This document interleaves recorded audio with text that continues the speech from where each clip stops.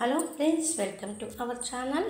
ఈరోజు మనము కోనసీమ వాసుల కొంగు బంగారం, కొబ్బరికాయ కొడితే కోరికలు తీర్చే గణేశుడు, ఐనివిల్లి వినాయకుడి గురించి కొన్ని విషయాలు మాట్లాడుకుందాం. అందమైన కోనసీమ జిల్లా అడుగడుగున ఆధ్యాత్మిక ఉట్టిపడుతుంది. గోదావరి నది వివిధ పేర్లతో ప్రవహించే ఈ నేలలో అనేక పురాతన మహిమాన్విత పుణ్యక్షేత్రాలు ఉన్నాయి. అలాంటి ఆలయాల్లో ఒకటి శ్రీ సిద్ధి వినాయక స్వామి ఆలయము. గోదావరి తీరాన ప్రకృతి రమణీయత మధ్య ఉన్న ప్రాచీన దేవాలయములో వినాయకుడు స్వయంభూగా వెలిశాడు.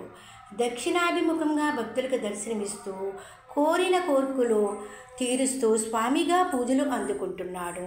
నారికేల గణపతిగా పిలువబడుతున్నాడు.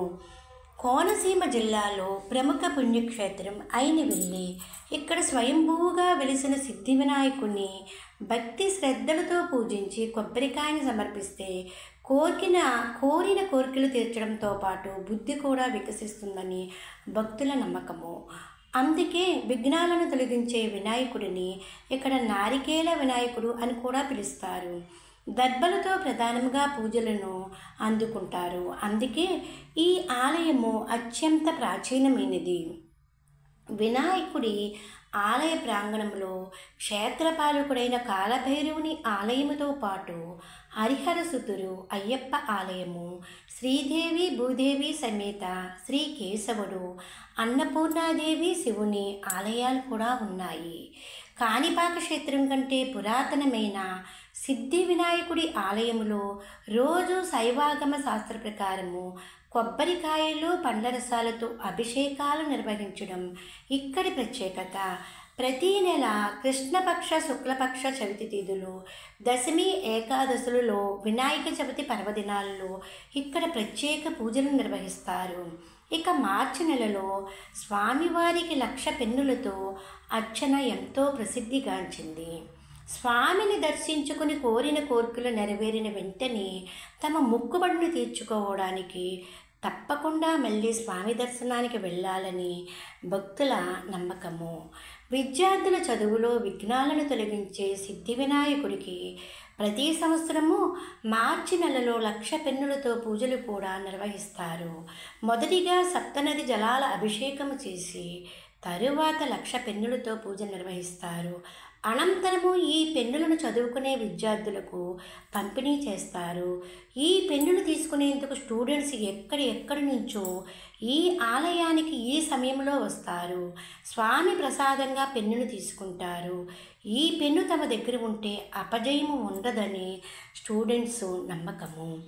ఈ ఆలయం చరిత్ర పురాణ కథతో ముడిపడి ఉంది. ఇక్కడ స్వామివారు స్వయంభూగా వెలిసిన మొదటి క్షేత్రము అని విశ్వాసము. పురాణ ఇతిహాసం ప్రకారము 2 కథల ప్రచారంలోకి ఉన్నాయి. ఒకటి, దక్ష ప్రజాపతి దక్ష యజ్ఞాన్ని ప్రారంభించడానికి ముందు ఇక్కడ వినాయకుడికి పూజలు జరిపాడని విశ్వసించబడుతుంది. ఇది కృతయుగానికి చెందినదిగా భావిస్తారు. వ్యాస మహర్షి దక్షిణ యాత్ర ప్రారంభానికి ముందు గణపతికి పూజలు చేసేందుకు కోరగా వినాయకుడు స్వయంగా ఇక్కడ విగ్రహ రూపంలో వెలిశాడని, అప్పుడు ఆ విగ్రహాన్ని వ్యాస మహర్షి ప్రతిష్ఠించాడని, దేవతలు ఆలయాన్ని నిర్మించారని చెబుతారు. కాలక్రమంలో ఈ ఆలయాన్ని ఈ ప్రాంతాన్ని పాలించే తూర్పు చాళుక్యుల నుంచి నేటి పెద్దాపురం సంస్థానాధీశుల వరకు ఎందరో ఆలయ పునరుద్ధరణ చేశారు. 2వ కథ ప్రకారము ఇక్కడ స్వర్ణ గణపతి మహాయజ్ఞం జరుగుతున్న సమయంలో వినాయకుడి ప్రత్యక్షమే అక్కడ వారిని అనుగ్రహించాడని అంటారు. ఈ విషయాన్ని 14వ శతాబ్దంలో శంకరభట్టు వ్రాసిన శ్రీపాద శ్రీ వల్లభ చరిత్రలో పేర్కొన్నారు. ఇలా ప్రత్యక్షమే అయినప్పుడు వినాయకుడు చూసిన 3 వ్యక్తులు హేళన చేయగా ఆ 3 మూర్ఖులను వినాయకుడు శపించాడని, తర్వాత కాలంలో వారి మూగ చెవిటి గుడ్డివారిగా జన్మించి కాణిపాకం వినాయకుడు ఆవిర్భావాన్ని గుర్తించారని స్థల పురాణం వివరిస్తుంది. ఈ క్షేత్రము కాణిపాకం వరసిద్ధి వినాయక క్షేత్రం కన్నా పురాతనమైనదని చరిత్రకారుల కథనము. సాధారణంగా ప్రతి దేవాలయాలు వినాయకుడి విగ్రహం తూర్పు ముఖంగా ఉంటుంది. అయితే ఇక్కడ శ్రీ విఘ్నేశ్వర స్వామి దక్షిణాభిముఖుడై ఉంటాడు.